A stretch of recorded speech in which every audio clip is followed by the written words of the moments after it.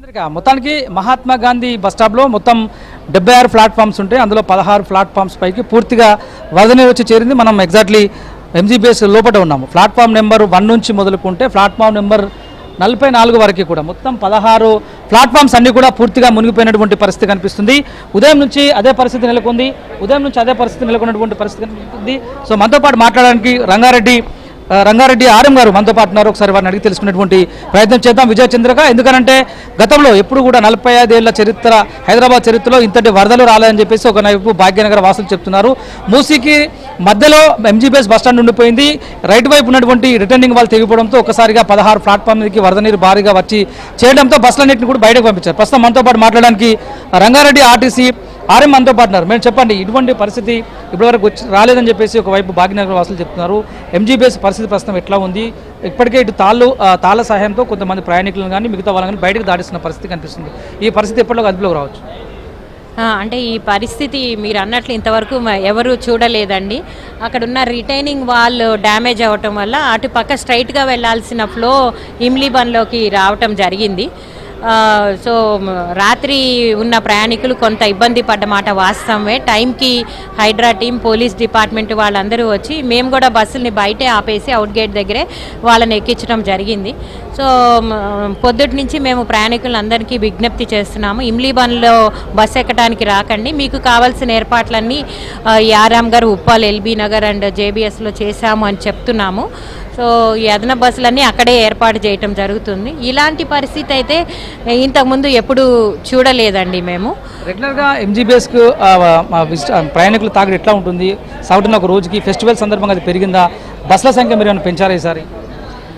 అంటే రోజుకి ఒక 2500 బస్సెస్ ఆపరేట్ అవుతాయండి ఇమ్లీబన్ నుంచి.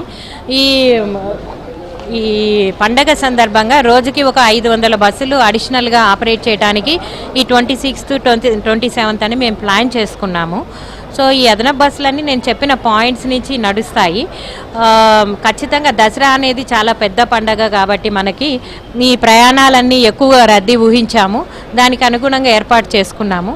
కానీ ఇప్పుడు ఇక్కడికి ఇమ్లీబన్లోకి అయితే ప్యాసింజర్స్ ఎవరూ రాకుండా ఏర్పాటైతే చేసుకున్నామండి. ఇప్పుడు ఇక్కడ ఉన్న స్టాల్స్ వాళ్ళందరూ కొంతమంది మూమెంట్ ఉంది, అంతే. ప్యాసింజర్స్ మూమెంట్ అయితే ఏమీ లేదండి. ఇక్కడ పనిచేసే వాళ్ళు డైలీ ఎంతమంది ప్యాసింజర్స్ వస్తుంటారు? 60,000 to 70,000 ట్రావెల్ చేస్తుంటారండి ఫ్రమ్ ఇమ్లీబన్. సో ఇంత పెద్ద మొత్తంలో అంటే 60 నుంచి 70,000 మంది మామూలు రోజుల్లోనే ఉన్నప్పుడు ఫెస్టివల్ సీజన్ అంతా కూడా నడుస్తుంది. ఇప్పుడు సాటర్డే, రేపు సండే అంతా కూడా వీకెండ్. సో ఎక్కువ సంఖ్యలో వచ్చే అవకాశం ఉంటుంది కదా ప్యాసింజర్. వారికి ఆల్టర్నేట్ ఒక్కసారిగా ఇబ్బంది కదా అంతమందికి ఒకేసారి చూపించాలంటే? అంటే ఈ బస్సులన్నీ మేము ఏదైతే అడిషనల్ బస్సెస్ ప్లాన్ చేసుకున్నామో అవన్నీ కూడా ఆపరేట్ చేస్తాము. కేవలం ఇమ్లీబన్ నుంచి ఆపరేట్ చేయం, కానీ నేను చెప్పిన డిఫరెంట్ పాయింట్స్ నుంచి ఆపరేట్ చేస్తాం. ప్లస్ ఇక్కడ ఈ చుట్టుపక్కల ఉండి ట్రావెల్ చేయాలనుకునే వాళ్ళకి మేము సిటీ బస్సెస్ కూడా అరేంజ్ చేస్తాము, ఈ ఆర్ఎం గారు, ఎల్బీ నగర్, ఈ ఉప్పల్, ఈ పాయింట్స్కి వెళ్ళటానికి. సో ఇబ్బంది లేకుండానే సాధ్యమైనంత వరకు మా ప్రయత్నాలు చేస్తాం. ఎన్ని ప్లాట్ఫామ్స్ ఉన్నాయి? అందులో ఎన్ని ప్లాట్ఫామ్స్కి వరద నీరు వచ్చి చేరింది? మీ సిబ్బంది ఎంతమంది ఉన్నారు? అంటే ఇప్పుడు ఇక్కడ 76 ప్లాట్ఫామ్స్ ఉన్నాయండి. 15 to 20 ప్లాట్ఫామ్స్ మీదకి ఫ్లడ్ వాటర్ వచ్చిందండి. అంటే ఈ రోజైతే 100 మోర్ దాన్ 100 ఎంప్లాయీస్ ఇక్కడ ప్యాసింజర్స్కి సర్వ్ చేయడానికని డ్యూటీలో ఉన్నారండి.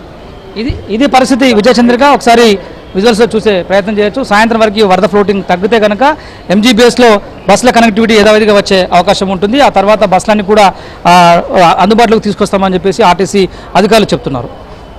Right Rajesh, thank you. ఇది ఎంజీబీఎస్ పరిస్థితి.